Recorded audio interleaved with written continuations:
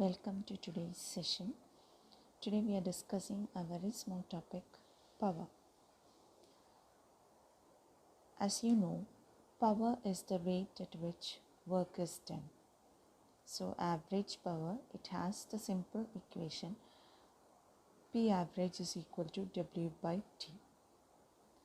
Instantaneous power is defined as the limiting value of the average power as the time interval approaches zero.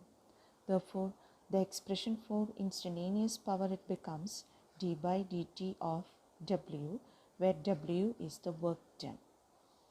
Power is a scalar quantity and its dimensions are ml square t raised to minus 3. And the SI unit of power is watt, and 1 watt is equal to 1 joule per second. And power is said to be 1 watt when 1 joule of work is said to be done in 1 second.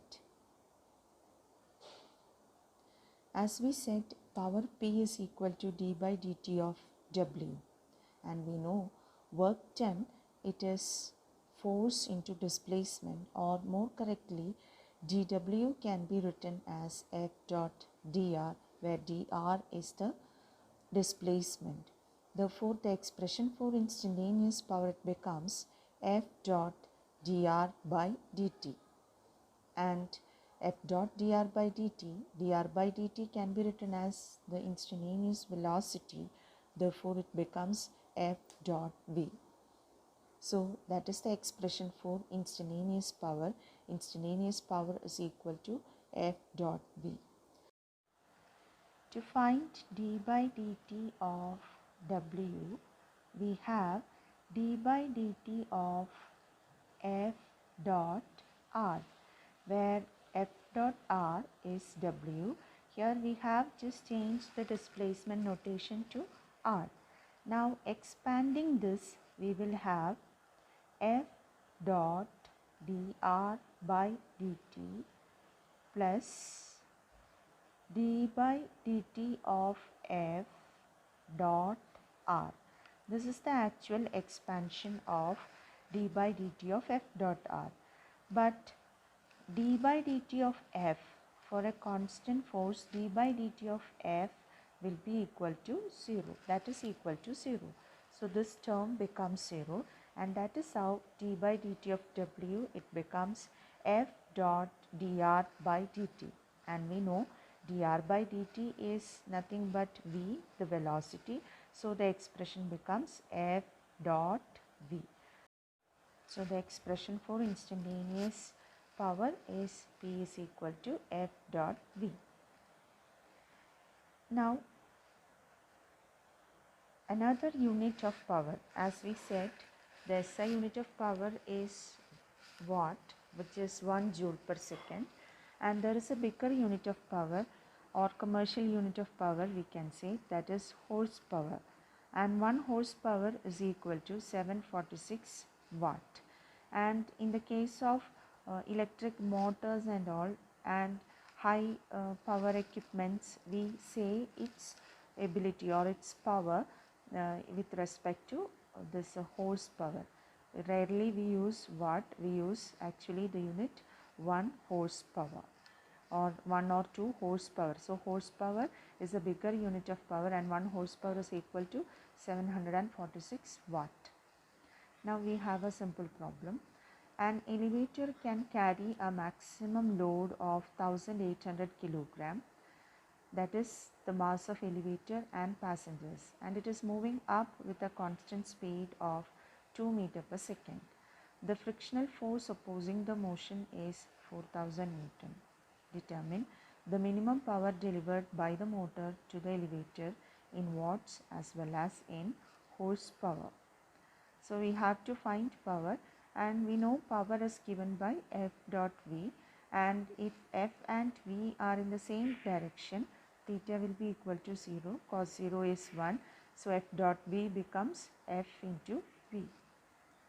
Now here it's given elevator can carry maximum load 1800, and it's moving with a constant speed 2 meters per second. So there is no acceleration, and the frictional force opposing the motion is 4000 Newton. So how much total upward force is to be applied? That will be equal to the weight of the elevator plus the frictional force, because already the frictional force is acting for that is in the downward direction. So opposing that frictional force also we need an upward force, and because it is moving with constant speed. To move with constant speed, this frictional force is to be compensated, otherwise its speed will get decreased. So the total upward force required is weight plus frictional force. That means 1800 into 10. Here G we have taken as 10 plus 4000. That means 22,000 Newton is the total upward force. And the power is F dot V. That, as I said, it is FV. So it is 22,000 into 2, that is 44,000 watt. Now we need to convert it into horsepower. To convert it into horsepower, we need to divide it with 746. So we'll get it to be 59 horsepower. Now we are discussing one more problem, that is example 6.5. A woman pushes a trunk on a railway platform which has a rough surface. She applies a force of 100 Newton over a distance of 10 meters. Thereafter, she gets progressively tired and her applied force reduces linearly with distance to 50 Newton. The total distance through which the trunk has been moved is 20 meters. Plot the force applied by the woman and the frictional force, which is 50 Newton. Calculate the work done by the two forces over 20 meters. So here it's given, first of all, she applies a force 100 Newton over 10 meters. So up to 10 meters, the force applied by the woman is a constant force. Thereafter, she gets tired progressively and her applied force reduces linearly with the distance to 50 Newton. Means that force decreases to 50 Newton in a linear manner. So when it decreases in a linear manner, the graph when we draw, it will be a straight line but with a negative slope. Okay, so when we draw the graph, first of all, we will take displacement along x-axis and force along y-axis, and it's given first 10 meter the force is a constant force. So as you can see from the graph, in the 10 meter distance, the force is 100 Newton. Thereafter, in the next 10 meter, the force decreases from 100 Newton to 50 Newton. So this is the portion. So that portion is a straight line is with a negative slope.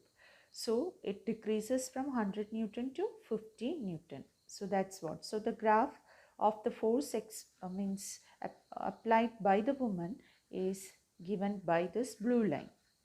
Now it's given in the question that there is frictional force which is constant, and that is 50 Newton. The frictional force, it is always opposing the motion. That means it is opposite to the displacement, or it is opposite to the applied force. So that's why we are showing it in the fourth quadrant. So here the frictional force is drawn in the fourth quadrant, and throughout the 20 meter displacement, the frictional force is constant. So this line shows that frictional force. So that is the graph. Now the next question is to find the work done by the two forces over 20 meter. We have to find the work done. So to find the work done, we will use an easy concept, that is area under force displacement graph gives work done.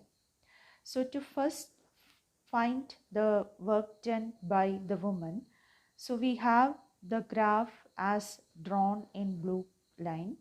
So area under that graph can be divided into two portions. First one, a rectangle, that is ABCD, and the second one a trapezium, which is CDEI. So that two areas we have to find and add. So here we have work done by the woman, that is area of rectangle ABCD plus area of trapezium CEIT. So we have area of rectangle ABCD as 100 into 10, that is 100 into 10. Okay, and trapezium, for finding the area of trapezium we have half into 10, that means the distance between the two parallel sides and the sum of parallel sides. So here in the graph you can see the parallel sides are 100 Newton and 50 Newton, and the separation between the two is this is the separation, which is 10. So we have the area to be half into 100 plus 50 into 10. So altogether it becomes 1000 plus 750, that is 1750 joule. Now work done by the frictional force, that is the area given by this graph. That means area bound between the graph and the x-axis. That means this is the area. So that is a rectangle, and that is minus 50 into 20. So we have the work done by the frictional force as minus 1000 joule. That negative sign shows that it is opposite to the displacement. So with that, we conclude today's lesson. Thank you.